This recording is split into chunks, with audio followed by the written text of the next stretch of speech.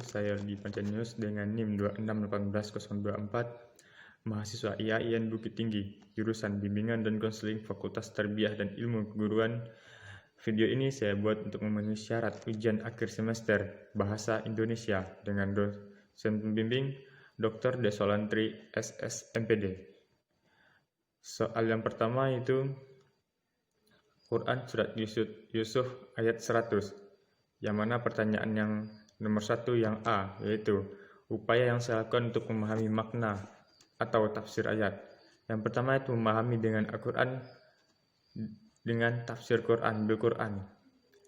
Yang kedua, memahami dengan sunnah Nabi SAW yang sahih. Yang ketiga, memahami ayat tersebut dengan pemahaman para sahabat. Pertanyaan yang B, pengguna tanda baca beserta fungsinya. Yang pertama, tanda baca titik. Tanda baca titik pada ayat tersebut berfungsi sebagai tanda untuk menandai akhir dari kalimat tersebut. Yang kedua, tanda baca kurung. Tanda kurung pada ayat tersebut berfungsi sebagai tanda untuk mengapit keterangan atau penjelasan dari kata sebelumnya. Yang ketiga, tanda baca koma. Fungsi tanda koma pada ayat tersebut untuk memisah anak kalimat atau hal-hal yang disebut dengan kalimat. Yang keempat, tanda baca petik 2. Tanda baca petik 2 artinya tersebut berfungsi untuk menandai kalimat langsung atau percakapan dalam arti ayat tersebut. Yang kelima, tanda baca seru. Tanda baca seru berfungsi untuk menegaskan bahwa kalimat tersebut. Pertanyaan yang C, penggunaan kata maha dalam arti ayat tersebut berfungsi. Maha lembut. Allah maha lembut sehingga hikmah dan kelembutannya bagi manusia tidak dapat dilihat di dunia, tetapi mereka akan melihat dan merasakannya di akhirat. Maha mengetahui. Allah maha mengetahui segala perbuatan umatnya, baik dari hal yang kecil, yang besar, maupun dari yang tempat gelap dan yang tempat terang. Yang ketiga itu Allah maha bijaksana. Artinya Allah sangat tepat dalam mengatur dan sangat baik dalam membantu. Allah bersifat dari segala perbuatan yang tidak sesuai dengan keagungannya. Dan Allah maha sempurna. Fungsi kata maha adalah sebagai unsur gabungan yang merujuk kepada Tuhan. Pertanyaan yang kedua, yaitu berita tentang memberikan pakaian hangat untuk saudara dan saudari di bumi Syam. Pertanyaan pertama, hal yang dirasakan dan yang akan dilakukan sebagai tingkat kepedulian kita terhadap saudara kita yang ada di bumi Syam. Hal yang pertama itu saya rasakan dari cerita berikan pakaian hangat untuk saudari di bumi Syam adalah saya sangat sedih dan perhatian melihat kondisi mereka yang hidup dengan segala kekurangan, dan saya merasa kasihan dengan diri saya sendiri karena masih banyak mengeluh dengan keadaan, sedangkan mereka terus berjuang tanpa mengeluh, padahal mereka dalam kondisi yang rumit. Yang selanjutnya, hal yang saya akan lakukan sebagai tingkat kepedulian saya itu yang pertama, karena saya sama umat muslim, saya akan mendoakan saudara kita yang ada di bumi Syam. Selanjutnya, saya akan memberikan pakaian, bantuan, dan lain-lain. Misalnya, saya juga akan memberikan pakaian hangat dan beberapa barang lain yang diperlukannya.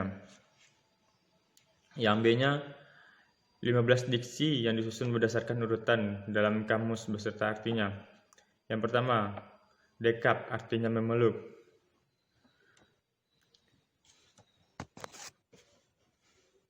Lupa artinya hilang. Pakaian hangat artinya jaket atau baju tebal. Saudara artinya sistem terbuka. Di bumi, tanah atau negeri. Bantuan sama dengan memberi sumbangan. Menghadapi sama dengan membandingkan. Ekstrim sama dengan luas. Musim sama dengan periode. Black coded sama dengan penutup. Jones pendukung. Krisis berbahaya. Ganasnya sama dengan membahayakan. Penghangat memanaskan. Tergantung-gantung sama dengan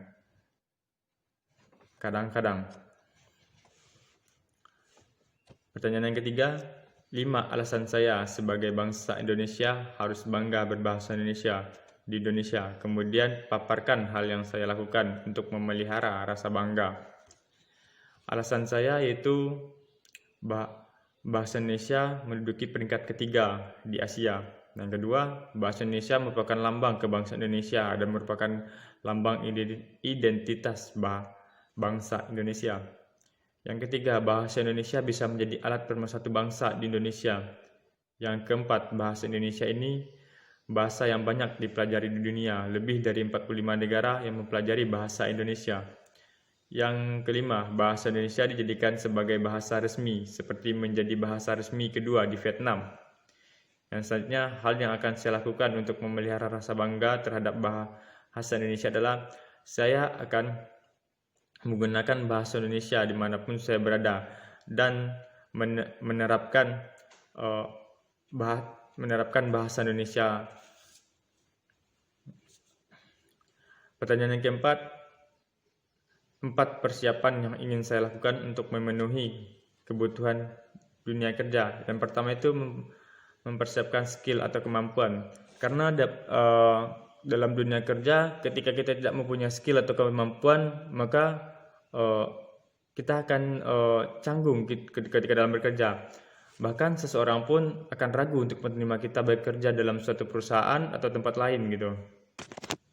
Yang kedua itu mempersiapkan mental. Karena dalam dunia kerja, mental itu sangat dibutuhkan sekali.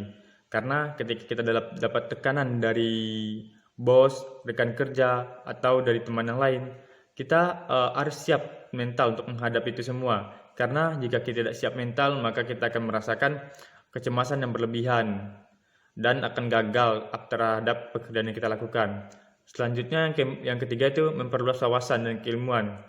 Selain kita harus mempunyai mental dan mempunyai skill, kita juga mempunyai wawasan dan keilmuan.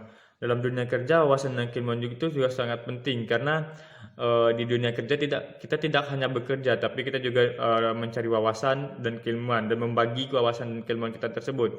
Dan selanjutnya yaitu yang keempat, mempersiapkan make friend, yang dimana kita harus mampu menjalin kerjasama atau berteman baik dengan rekan kerja kita. Karena dalam dunia kerja memperbanyak teman sangatlah baik daripada kita harus menyendiri dan fokus. Baik, pada soal nomor 5 yaitu dimana disuruhnya saya membuat sebuah pidato.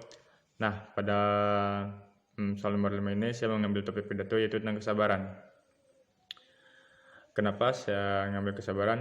Karena banyak yang harus kita pelajari tentang kesabaran. Nah, di sini saya akan sedikit menjelaskan apa itu kesabaran.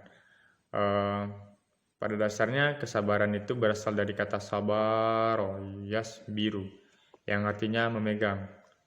Nah, di mana kesabaran ini banyak kita temui, yang terutama sekali ketika dalam bulan puasa. Nah, dalam bulan puasa itu kita harus banyak menahan sabar, baik di siang hari maupun di malam hari. Karena ketika di siang hari bukan hanya sabar menahan lapar, haus saja, tapi banyak godaan-godaan yang lain. Seperti bagaimana kita menahan emosi kita gitu, baik dari lingkungan sosial kita, keluarga kita, maupun dari lingkungan lain. Untuk itu kita harus selalu berdoa dan mendekatkan diri kepada Allah Subhanahu wa taala agar selalu diberi kesabaran yang berlimpah dan tanpa batas, sehingga kita semua mendapatkan pahala darinya seluas mungkin. Karena Allah Subhanahu wa taala telah mengatakan dalam surat Al-Baqarah ayat 153 yang berarti, "Hai kamu yang percaya, menjadikan kesabaran dan doa sebagai bantuanmu. Sesungguhnya Allah beserta orang-orang yang sabar." Merenungi ayat ini, kita dapat menyimpulkan bahwa Allah Subhanahu wa taala akan selalu memberikan bantuan untuk setiap hambanya yang ingin melaksanakan perintahnya dan menjauhkan diri dari semua larangannya. Dalam surat Al-Baqarah disebutkan keuntungan bagi orang yang ingin melakukan sholat wajib 5 kali, yaitu maksudnya sholat wajib 5 waktu. Dan mereka yang mampu mengatakan kesabaran mereka, yaitu Allah akan memberikan bantuan ketika Anda memiliki masalah. Semua setelah